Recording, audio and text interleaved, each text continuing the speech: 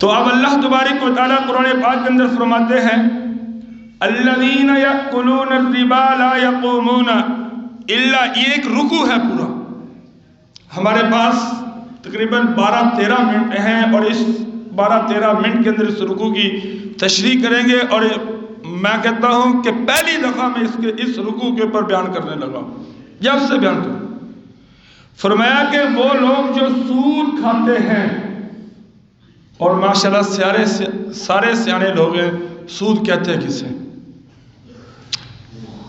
تو فرمایا کہ جب لا یقومون، جب وہ اپنی قبروں سے کھڑے ہوں گے تو ان کی حالت ایسے ہوگی الا کما یقوم الذی یتخبطہ الشیطان من المس، جیسے ان کو جن چمڑے ہوئے.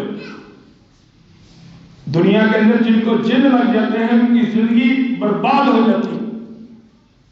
اور ہم نے دیکھی ہیں یہ چیزیں، جن لوگوں کے اوپر جنوں کا حملہ ہوتا ہے وہ بیچارے نہ جیتے ہیں نہ مرتے ہیں.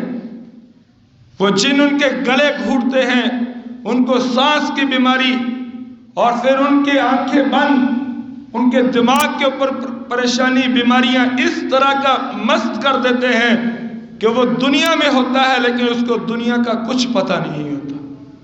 یہی حالت جو لوگ قبروں سے اٹھیں گے سودی کاروبار کرنے والے، فرمایا کہ ان کو چاروں طرف سے جنوں نے گھیرا ہوا ہوگا اور مست ہوں گے، ان کو کسی چیز کا کچھ پتہ نہیں ہوگا. جب اللہ تعالیٰ نے یہ آیت اتاری تو کافروں نے یہ کہا کہ سود کے اندر تو منافع ہے، جیسے بیع کے اندر منافع ہے ایسے سود کے اندر منافع ہے. جب بیع جائز ہے تو سود بھی جائز ہونی چاہیے. یہ انہوں نے کہا ذالک بانہم